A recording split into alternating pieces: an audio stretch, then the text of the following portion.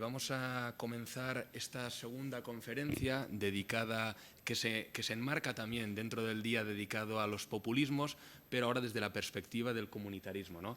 Para ello tenemos también una invitada de excepción, que es Rosa María Rodríguez Magda, que es filósofa. Ella fue la directora de la Fundación Tercer Milenio de la UNESCO, es una pensadora, escritora, que si buscáis en su página web cuenta con más de 20 libros, que se dice pronto, y en general es una especialista en el pensamiento contemporáneo, ¿no? Y creemos que, pues bueno, en este tratamiento del populismo también era interesante introducir una vertiente quizás algo más filosófica, más normativa, que nos permita, ¿no?, abordar este fenómeno desde una perspectiva algo más teórica o más filosófica, ¿no? No quiere decir que antes no hayamos jugado con la teoría, pero quizás más filosófica, con el objeto además de tener al final del día pues distintas perspectivas que nos permitan entenderlo, ¿no? Desde una perspectiva mucho más politológica, filosófica, desde América Latina, desde Europa, para que al final podamos hacer un interesante debate sobre qué significa esto del populismo, ¿no? Porque surgen preguntas interesantes si lo que nos ha contado el profesor Carlos de la Torre es aplicable, por ejemplo, a Europa, las mismas exigencias de Estado social o democratización tienen sentido, tienen legitimidad. Nos vamos haciendo con una batería de preguntas, dudas, cuestiones interesantes que proyectaremos a lo largo del día. Sin más, doy el paso a Rosa María Rodríguez Magda. Vamos a seguir el formato que hemos llevado hasta ahora. Ella nos brindará una presentación de 45 o 50 minutos y al final haremos un turno de preguntas con aquello que os haya llamado la atención. Si tenemos tiempo, iremos de uno en uno y si no, pues las agruparemos para poder llegar a tiempo a la hora de comer. Bueno, es todo tuyo. Muchas gracias. Es un placer estar aquí con todos ustedes. Pues sí, efectivamente, mi tratamiento va a ser un poco más filosófico. Entonces, si el anterior conferenciante decía que la sociología aburre, la filosofía a veces también. Con lo cual, espero que cuando me ciña un poco a los conceptos, pues no sé, se me disculpe para todos aquellos que no son filósofos, pero sí que intentaré centrarlo muy sintéticamente. ¿Por qué? Estamos hablando de populismo, pero no solamente de populismo. Yo lo quería centrar en la noción de comunitarismo, dado que mi hipótesis es que estamos en un momento de cambio de ciclo. Trataré el comunitarismo desde diversos aspectos, como puede ser el filosófico, el neocomunismo, el populismo y el social. Todo esto va a conformar un conglomerado de una nueva episteme o una nueva visión. ¿A qué nos referimos con ello? Desde hace mucho tiempo se han estado criticando o laminando conceptos que hasta hace muy poco han sido claves para entender el pensamiento social. Conceptos como individuo, libertad, contrato social. Todo ello viene estando desde diversos flancos. Y después veremos cómo la noción de comunitarismo es amplia, puede entenderse en un sentido filosófico, social, etcétera, pero desde los diversos flancos se ha estado socavando la credibilidad de estos conceptos, que hasta hace poco, repito, han sido las bases del contrato social, el pacto social, la visión de la sociedad y el fundamento de las democracias clásicas y representativas. Indudablemente nos encontramos, y lo hemos visto a lo largo de ayer y de hoy, con un surgimiento de populismos de diverso cuño y de comunitarismos, y con un descrédito también de la política en un sentido clásico. Las razones, evidentemente, son muchas, pero por sintetizarla hay una cosa fundamental, y es que la crisis ha hecho inviable el estado del bienestar, un estado que se consideraba ya adquirido, que no iba a modificarse, sino en cualquier caso engrandecerse. Y por otro lado, la globalización ha hecho que los estados nacionales no puedan solventar las demandas de los individuos. Las soluciones, los problemas son globales y las soluciones que se piden son nacionales. Pero evidentemente las soluciones tendrían que ser también internacionales. Por lo tanto, hay una incapacidad de los Estados nacionales, del Estado-nación, para resolver esa crisis que es global y un descrédito, por lo tanto, de las instituciones políticas. Si a ello unimos que desde diversos frentes filosóficos, sociológicos, de todo tipo, pero sobre todo en el terreno teórico, llevamos décadas socavando determinados conceptos, podemos, a partir de ahí, encontrar un poco el diseño de ese mapa conceptual en el que ahora nos movemos. El comunitarismo frente al liberalismo ha sido un debate que lleva ya décadas. Todo comunitarismo busca fundamentar la cohesión social en valores propios, sean estos nacionales o religiosos. Su desarrollo progresivamente radicalizado está a la base de buena parte de la redefinición de las fronteras últimas de Europa, de la antigua Yugoslavia, el desmembramiento de la Unión Soviética, la pujanza de las minorías nacionales que buscan desgajarse de sus estados. Pensemos en Escocia, pensemos también en Cataluña. También está a la base del sí al Brexit, de la insurgencia o la gran popularidad de un personaje como Donald Trump. También está el comunitarismo a la base del surgimiento de movimientos de extrema derecha, euroescépticos, como puede ser el Frente Nacional, la Liga Norte, Amanecer Dorado. Y, por otro lado, en Europa, las comunidades originarias de la inmigración y escasamente integradas generan también su propio comunitarismo en la reivindicación de derechos culturales y escasamente centrados en un marco, digamos, ilustrado o republicano. Este sería el caso de, por ejemplo, el integrismo islámico. Paralelamente, pues, a esta emergencia comunitaria, los nuevos movimientos sociales de izquierda, en su crítica a las democracias tradicionales, de cuyos mecanismos desconfían, ensayan modelos asamblearios y plebiscitarios que se nutren teóricamente de la reflexión de izquierdas sobre lo común, actualizada versión del comunismo hasta hace poco denostada. Tenemos, pues, constancia de la deriva totalitaria de los populismos, desde los comunismos identitarios nacionalistas a los revolucionarios de izquierdas. Lo que ahora surge, pues, con la nueva revisión de los comunitarismos es lo que podríamos denominar un comunitarismo terapéutico, que busca obviar ese desenvolvimiento hacia el totalitarismo y devolver el protagonismo a la comunidad, a los pueblos, a la gente, por así decir, o a comunidades que reclaman su propia identidad o, de alguna manera, también con una subversión global al sistema. Autores como Laclau, Zizek, Badiou, Nancy, Agamben, Espósito, después los pondré ahí porque evidentemente no es un gran PowerPoint, pero como voy a citar muchos nombres sí que los quería poner ahí posteriormente. Todos ellos vienen, o Negri o Hart, componen un nuevo panorama, pero un nuevo panorama que va a beber precisamente de una filosofía postestructuralista, una filosofía que en principio no estaba llamada a generar grandes movimientos sociales, no venía directamente de la sociología, por así decir. Entonces, van a beber de filósofos clásicos, sobre todo franceses, de los años 70, como puedan ser Deleuze, Foucault, Derrida, Lacan, y indudablemente también de Marx y de Heidegger. Curiosamente, este nuevo magma teórico del que se van a nutrir buena parte de nuestros ideólogos, y es importante señalarlo porque a veces podemos decir, bueno, y los revolucionarios o los políticos no leen a los filósofos. Bueno, hemos comentado que precisamente parte de nuestros políticos al menos sí que han leído a determinados filósofos, a determinados teóricos, y en el caso de Podemos han ido aplicando, como comentaba antes el anterior conferenciante, han ido aplicando sistemáticamente un pensamiento filosófico, teórico, sociológico que después se ha llevado a la práctica.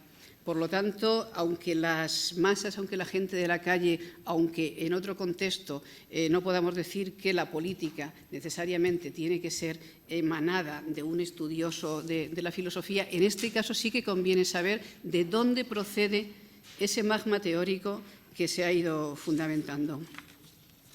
Entonces, evidentemente, parte de una visión postestructuralista, parte de conceptos como la biopolítica Foucaultiana, esto es cómo a partir de la modernidad la política no se dedica a controlar, programar y penetrar la vida de los ciudadanos. No es meramente un poder que los oprime o que los reprime, sino un poder que está dentro de los propios individuos y les lleva a actuar.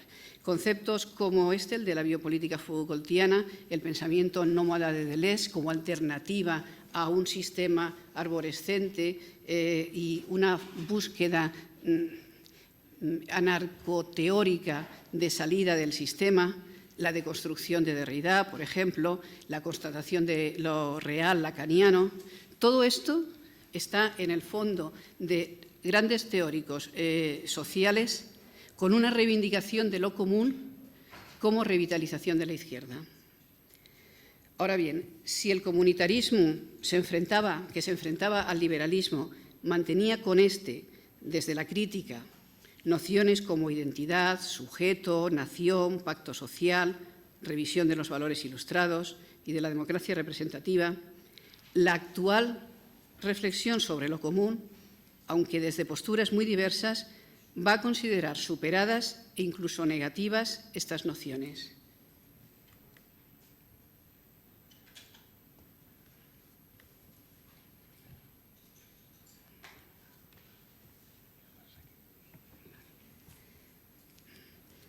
Por hacer un poco una síntesis, teníamos una especie de consenso, un consenso en que la ilustración, el modelo ilustrado, por ejemplo, con sus valores de emancipación, libertad, progreso, etcétera, era algo positivo.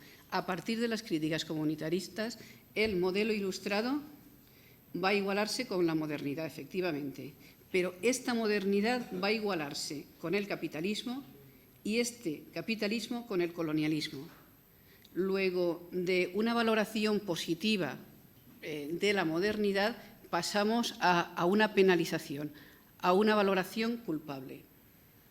De aquí llegamos a una globalización que estará basada precisamente en una modernidad que ha expoliado y que ha quitado no solamente las riquezas de un sector periférico del mundo, sino que ha creado una ideología o una verdad o un sistema pretendiendo ser universal cuando era particular y además expoliador. ¿Cómo me parece que esto? No, hacia el otro lado. Vale. Muy bien. Aquí lo que pasa es que yo no lo veo. Vale. Exacto. ¿Vosotros lo veis? Entonces, otra serie de las características que podremos ver en este magma teórico. Habíamos dicho, la modernidad se convierte en modernidad culpable y colonial. Por otro lado, el individuo que hasta este momento era una de las bases del pacto social y de la estructura moderna de ese pacto social, empieza a convertirse en individuo propietario. Esto es, el dueño capitalista de tierras y de otros individuos u otros siervos. Por lo tanto, la noción de individuo, que ha sido un bastión, a partir de este momento empieza a ser sospechosa. No podemos hablar de individuo de la misma manera desde las tendencias que reivindican lo común, porque estamos hablando del individuo propietario. Por lo tanto, frente a ese sujeto de la acción social, ese sujeto va a ser sustituido por otro, la multitud, el pueblo o la gente, que a partir de ese momento, desde una postura comunitarista, se va a encontrar como mucho más legítimo. Por otro lado, la democracia representativa es imperfecta, es superada, es corrupta, pero corrupta sistemáticamente porque está basada en una mediación ilegítima. Frente a ello, se va a proponer una alternativa también democrática, que, como se ha comentado aquí, no estamos oponiendo la revolución, el golpe de Estado, el totalitarismo a la democracia.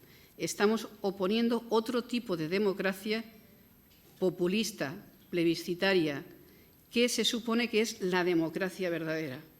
No obstante, dado que algunas de las posturas comunitaristas no rechazan la reivindicación del término comunismo, hasta hace poco totalmente denigrado, podemos ver que lo que se está pretendiendo es aquella frase tan famosa de la democracia liberal no es democracia, realmente la verdadera democracia es el comunismo. Ahora sería la democracia liberal, no es la verdadera democracia. La verdadera democracia es la que el comunitarismo va a traer porque vuelve a hacer protagonista a aquel que debe serlo, la multitud, el pueblo o la gente. Por lo tanto, se buscarán diversos modelos de subversión, el retorno a lo comunitario o la construcción de una nueva hegemonía. Si hasta hace poco la noción de hegemonía, precisamente desde esta misma crítica por estructuralista y demás, era algo que no se consideraba legítimo porque hemos vivido décadas de una crítica sistemática a la noción de poder, ahora va a parecer legítimo otra vez construir un nuevo poder.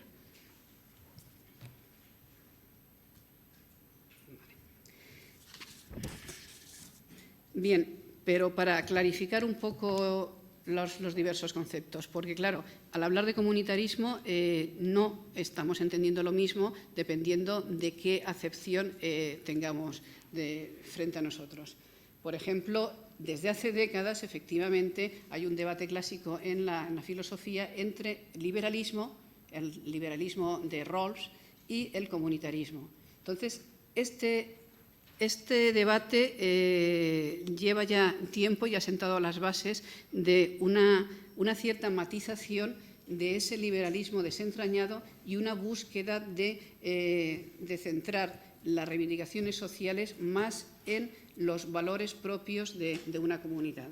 Estamos hablando, por ejemplo, de McIntyre, de Taylor, de Sandel, de Kymlinka, opuesto pues al liberalismo de Rawls. Y también, si hacemos miramos un poco atrás y simplemente unos 10 años, por ejemplo, vemos que esas dos posturas contrapuestas entre lo que era un liberalismo clásico y, por otro lado, una postura comunitarista filosófica, buscó una tercera vía en el republicanismo, por ejemplo, de Petit, o en esa misma tercera vía de Giddens. De alguna manera, fundamentar o seguir basándose en los valores universales del liberalismo, pero cogiendo parte de ese entrañamiento que representa el centrarnos en que los valores y las creencias también emanan de comunidades. Esta sería una de las acepciones del comunitarismo. Por otro lado, podemos ver que ha surgido en los últimos tiempos otra de las tendencias que denomino comunitarismo social. Hay un repliegue identitario en las sociedades que se buscan desde diversos frentes. Se busca recuperar las raíces propias de las comunidades, bien las raíces nacionales, raciales, religiosas. Esto ha dado pábulo a diversos movimientos nacionalistas, indigenistas, el comunitarismo islámico. En todos ellos, desde posturas muy diferentes, lo que se está buscando es saber esa comunidad, cómo definimos esa comunidad. Ahora bien, esa comunidad se define desde un repliegue identitario que muchas veces establece lo que yo he denominado en otros sitios un nivel de diferencia legítima. Esto es, se demoniza el nivel superior porque se dice que es imperialista, pero también se demoniza el nivel inferior, porque cualquier diferencia que se dé en el seno de una comunidad puede romper esa comunidad, esa identidad comunitaria.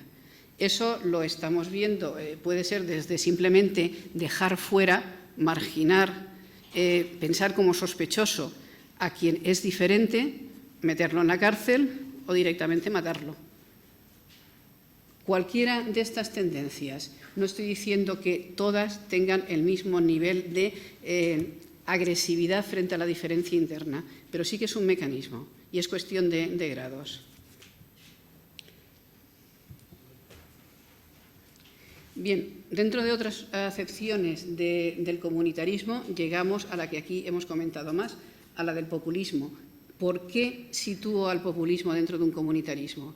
Estamos viendo que hay diferencias en las acepciones. No es lo mismo McIntyre reivindicando la comunidad y los valores digamos, sociales, no es lo mismo el comunitarismo islámico y no es lo mismo el populismo, pero en todos hay una preeminencia de la comunidad frente al individuo.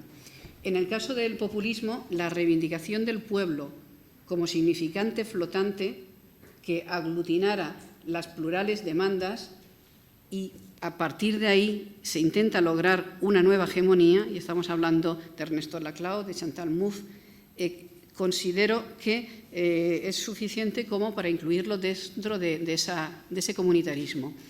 No porque vaya a negar al individuo, porque sí que es cierto, por ejemplo, y si analizamos movimientos sociales como puedan ser el populismo de izquierdas en Europa, sí que hay una cierta defensa hedónica, feliz del individuo, pero no obstante, esto va a quedar englobado en un sujeto legítimo, y el sujeto legítimo es el pueblo, es la gente. Luego, no es el individuo. Y después vamos a ver cómo precisamente para que esta nueva hegemonía del significante flotante que es el pueblo se construya, porque no se parte de que sea una identidad hecha, sino una identidad que se va a construir, vamos a tener que basarnos en hacer una equivalencia de todas las reivindicaciones de los individuos. Por lo tanto, aunque en principio el populismo al que me estoy refiriendo no niega necesariamente al individuo, sí que al hacer una equivalencia de las diversas reivindicaciones de los grupos que incluye, está de alguna manera poniendo en peligro esa singularidad.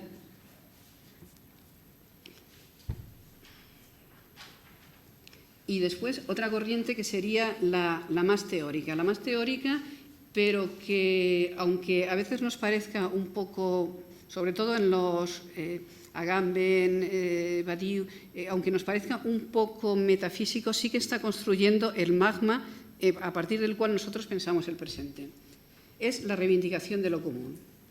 Esa reivindicación de lo común se puede entender como una puesta al día del comunismo en Alain Badiou, Rancière, Slavoj Žižek, Toni Negri, Hart. Y es curioso porque, repito, hace 15 años, incluso, bueno, o más, el Partido Comunista se llamó Izquierda Unida porque le restaba votos y decía comunismo. En cambio, actualmente, veamos cómo ese deslizamiento en lo que es la verdad de una época hace que Žižek pueda decir perfectamente que yo soy comunista. Y que incluso la problemática que había en que se fusionaran electoralmente Podemos e Izquierda Unida, incluso puede ser superada. Puede ser superada porque hoy no es denigrable el decir comunismo, porque un poco el conglomerado social de lo que es aceptable empieza a ver como legítimo esa visión de la comunidad. Aparte de estos teóricos, y es curioso porque la mayor parte de estos teóricos y de los siguientes que van a dar lugar a la nueva filosofía, por así decir, son filósofos muy viejos. O sea, todos los que estamos nombrando pasan de los 70 años. Luego es como si hubiera habido una especie de espacio en donde no era posible decir determinadas cosas y ahora se presentan como nuevos historias y planteamientos que realmente son antiguos. Son antiguos no porque estén repitiendo, no porque estén repitiendo las versiones clásicas del comunismo, etcétera. Realmente hay un esfuerzo teórico por pensar de una manera diferente la comunidad y lo común. Ese esfuerzo por pensar de manera diferente es porque no se apoya ya directamente en el marxismo, sino que se va a apoyar curiosamente, en el postestructuralismo y en el lacanismo. Por lo tanto, esa nueva visión de construir lo que es la comunidad va a partir de reflexiones sobre el cuerpo, hemos hablado de Michel Foucault, sobre una reflexión sobre la biopolítica, y va a partir también de cómo podemos ver que el pueblo no es aquel que podía tomar la Bastilla, el Palacio de Invierno, no es el pueblo del comunismo. Es un significante flotante, es un significante vacío que hay que construir. Esta idea es totalmente estructuralista, la idea de que los significantes después se llenan de contenido o incluso performativa. Las acciones son las que van a llenar de contenido un significante que en principio no lo tiene. Aparte de esto, tenemos otras tendencias que son unos desarrollos ya mucho más metafísicos, fundacionalistas o impolíticos. Hay dos conceptos, la impolítica o la post-hegemonía, y aquí encontramos nombres como Agamben, Nancy, Espósito. Estamos hablando de sociedad mesiánica, de comunidades sobrada, de comunitas, frente immunitas. Esto, si me da tiempo, os lo comentaré un poco. Sí que me gustaría, pues, repasar algo de lo que aquí se puede ver en cada uno de los conceptos. Porque, y esta es mi tesis, efectivamente creo que estamos, si no en un cambio de paradigmas, sino sí en un cambio de lo que socialmente se encuentra como aceptable y políticamente también como aceptable.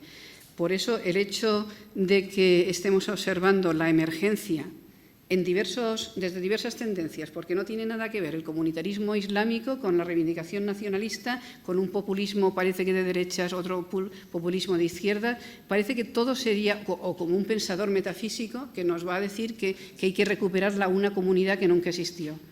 Es curioso, parece que no tiene nada que ver, pero sin embargo todo tiende a lo mismo, a una crítica sistemática a la noción de individuo, a la noción de contrato social y a las bases ilustradas que han fundamentado la modernidad.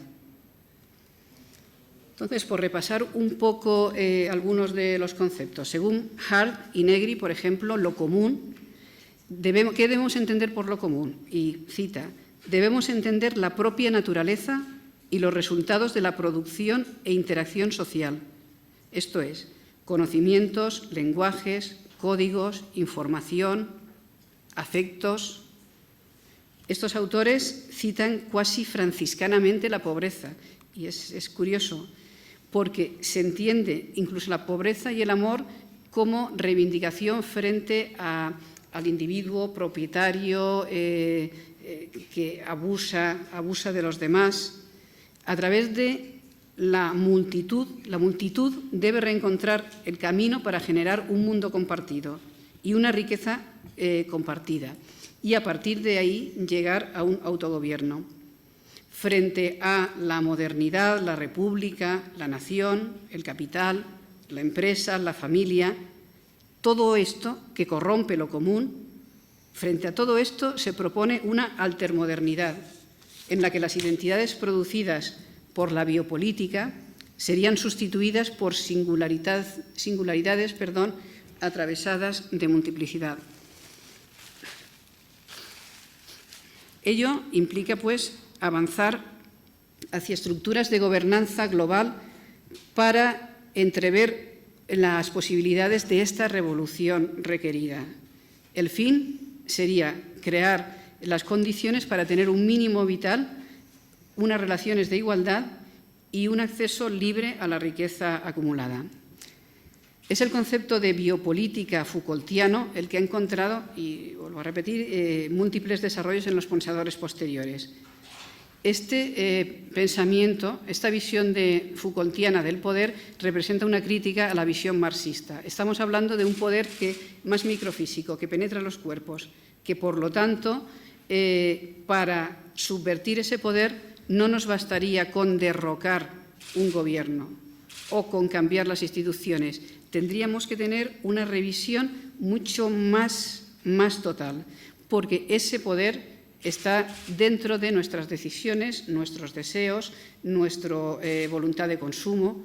Luego, la reversión que se pretende es mucho más total. Es curioso que cuando estamos hablando de modelo biopolítico en un sentido negativo, casi como una totalización, como un despotismo frente al cual desaparece el individuo.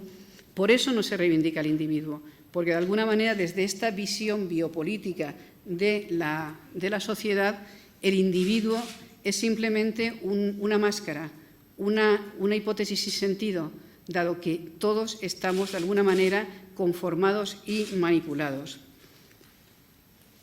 Ese exceso, por ejemplo, en esa visión biopolítica lo encontramos en Agamben, por ejemplo, para quien el modelo biopolítico de la modernidad es el campo de concentración. ¿Hasta qué punto podemos adherirnos a una noción de democracia tradicional cuando en el fondo se nos dice que es biopolítica, es dominación y que en el fondo también el modelo es un campo de concentración? Por lo tanto, el descrédito de la democracia tradicional es totalmente ya radical, porque, dirá Agamben, lo que no percibimos es que estamos ya en una suspensión del Estado de Derecho.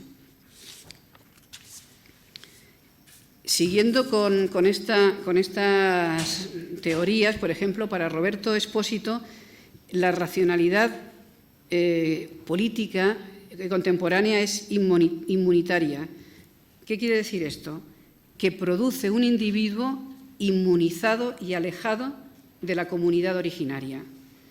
Y curiosamente, por citar solo una de las afirmaciones, para Roberto Espósito, la biopolítica estaría igualmente presente en el nazismo y en el liberalismo.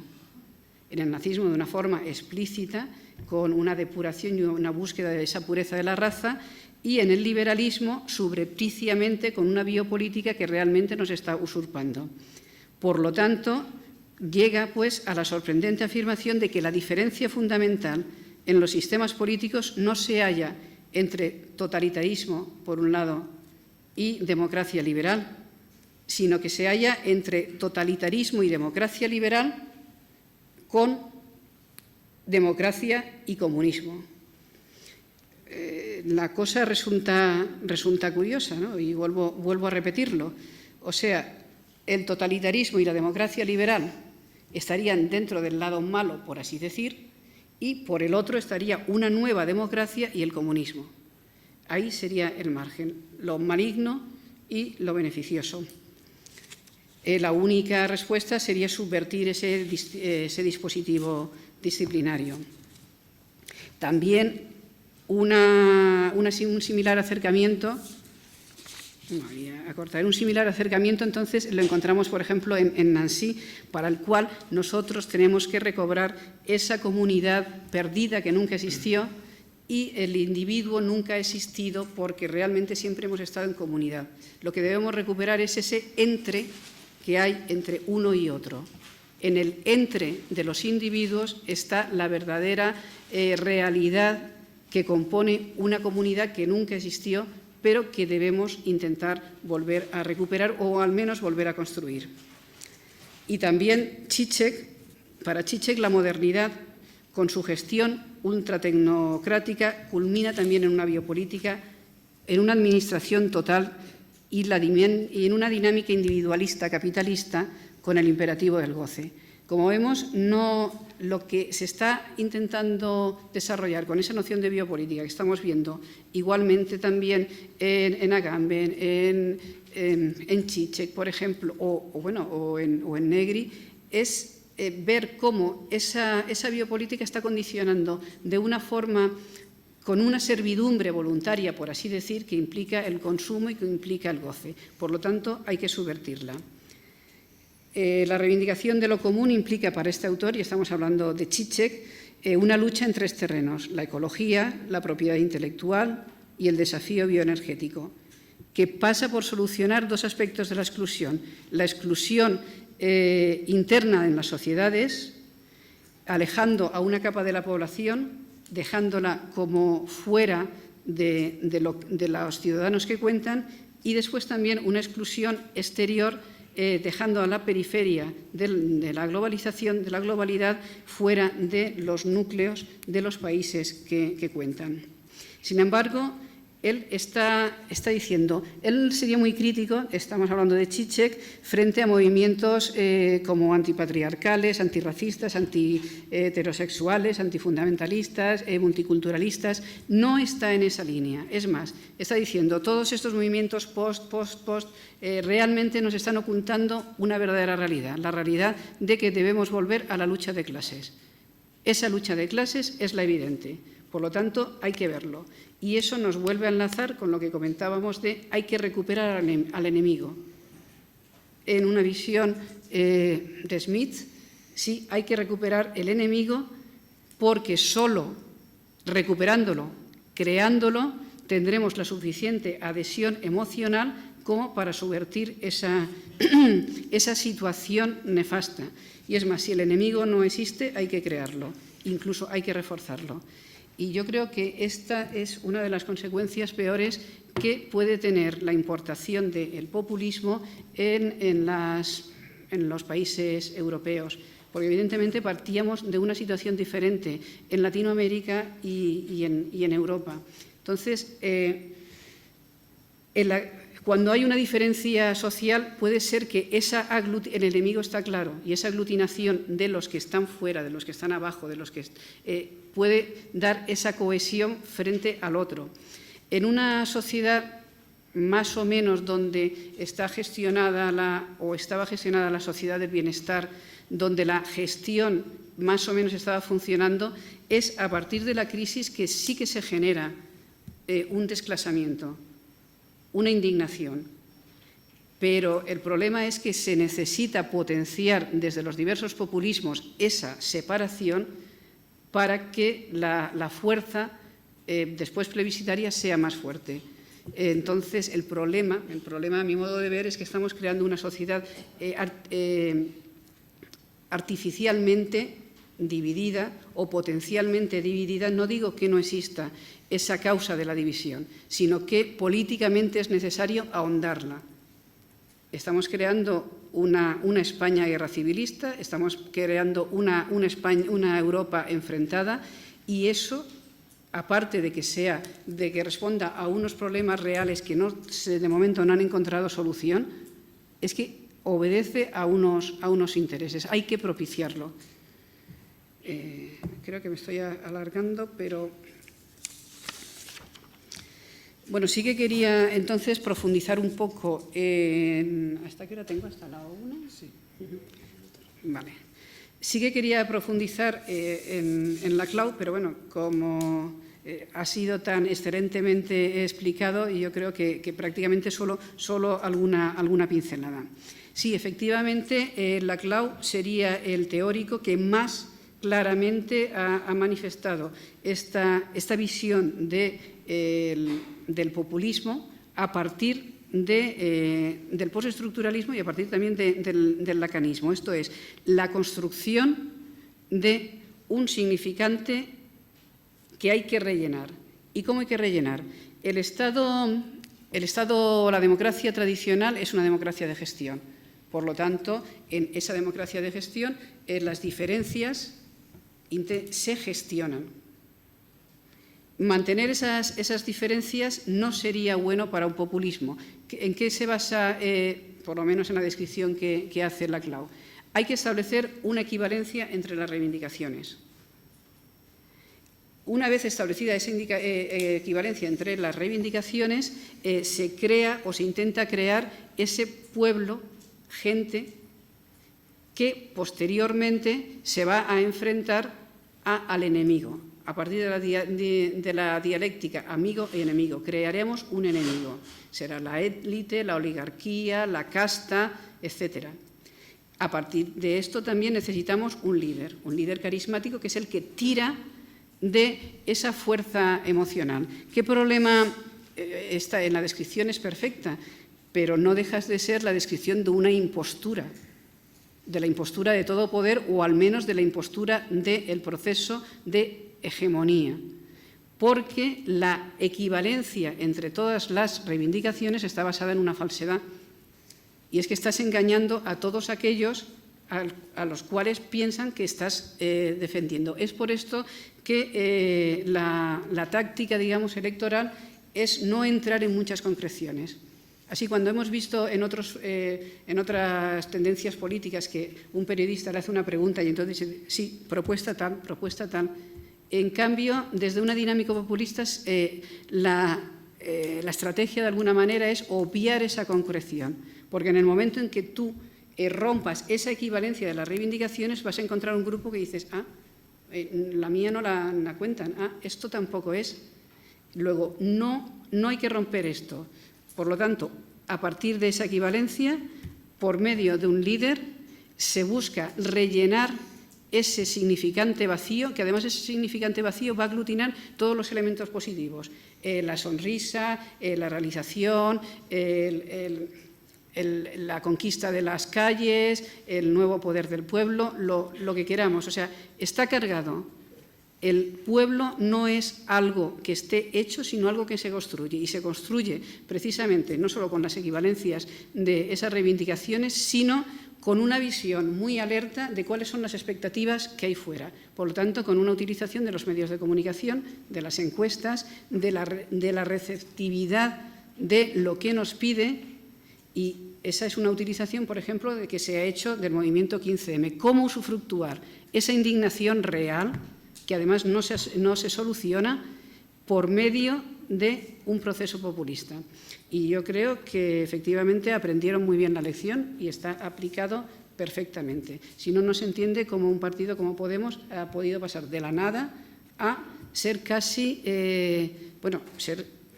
según las encuestas, era una de las fuerzas determinantes, pero de hecho lo es por la cantidad de votos, aunque no tenga los escaños que él pretendía. Luego, no hay que menospreciar este proceso, porque, por un lado, existe la razón real, esto es, existe una situación de crisis, existe una situación de indignación, existe una situación en que capas de la población se sienten amenazadas por la inmigración, se sienten amenazadas por la Unión Europea. Luego, hay una razón real. Lo decíamos ayer, cuando la población vota la salida, el Brexit, no es porque esté loca, es porque hay una sensación de que me están hurtando algo y yo quiero volver a ser la comunidad que era. Cuando una comunidad islámica está reclamando sus derechos diferenciales dentro de una nación republicana, está teniendo la sensación de que es legítimo que se reconozca su diferencia. Y cuando vemos que diversos partidos, tanto de izquierda como de derecha, están llegando a tener un reconocimiento en cuanto a votos importantes, es porque efectivamente están vehiculando un sentimiento que es real y una situación que es real. Por lo tanto, no basta decir, no basta con descalificar. Y además, lo que quería pretender un poco en esta conferencia es decir, no solamente estamos hablando de una situación que es real, sino, como hemos visto, estamos viendo desde hace 5, 10, más años si nos centramos en el comunitarismo, que en diversas tendencias de la filosofía y de la teoría, la noción de individuo, de contrato, de progreso, de representación, están siendo dinamitadas sistemáticamente, tanto por corrientes comunitaristas filosóficas como con un comunitarismo social, como con la emergencia teórica y concreta del populismo, cuanto por filosofías que buscan reivindicar o bien lo común, o bien de una forma incluso metafísica, o bien directamente una nueva revisión tipo Negri de la multitud, o directamente un comunismo, como dice Zizek. Luego, ese es el conglomerado teórico. Si no estamos alerta, efectivamente hay cosas que hasta hace poco considerábamos como básicas para el pensamiento de la sociedad, que dentro de unos años van a resultar no solamente incomprensibles, sino sospechosas y punibles. No obstante, mi propuesta, vamos, porque tampoco es cuestión de acabar con cierta tristeza, es, y leo, que la democracia, sin embargo, no es, como pretenden algunos, el fascismo biopolítico contemporáneo. Esto tenía, el aplicar la visión biopolítica, tenía el añadido de permitirnos hacer un análisis más fino del poder frente a la estructura marxista o la estructura meramente liberal, pero la democracia no es fascismo biopolítico contemporáneo. La crisis de la representación política no es el fin de la democracia representativa, sino la ocasión para su reforma y mejora. Los conceptos clásicos de individuo y de sujeto siguen sirviéndonos como postulados. Postulados porque quizás no ha existido nunca, evidentemente, ese sujeto rusoniano que pactaba y establecía un pacto social, pero lo necesitamos como un ideal regulativo, y un ideal regulativo que en ningún sentido puede entenderse como algo periclitado. ¿Cuál sería la propuesta? Factores o nociones como igualdad, justicia, libertad, derecho, todavía pueden seguir manteniéndose como ideales regulativos. El marco de un supuesto contrato social puede estar rehabilitado siempre que, de alguna manera, repensemos cómo puede ser ese pacto, ese nuevo pacto social. ¿Qué conclusión nos lleva a esto? Por escapar, efectivamente, vemos que estamos en un proceso de cambio de paradigma. No obstante, a mi modo de ver, ni un nuevo poder ni la lucha contra todo poder, sino solamente en la proliferación de poderes, en la vertebración de la sociedad civil, en el acrecentamiento de la pluralidad, podremos encontrar una vía, una regeneración para ese modelo de sociedad que es el que todos deseamos. Un modelo de sociedad donde sean los individuos los que crean la comunidad y no la comunidad la que usurpa a los individuos. Muchas gracias.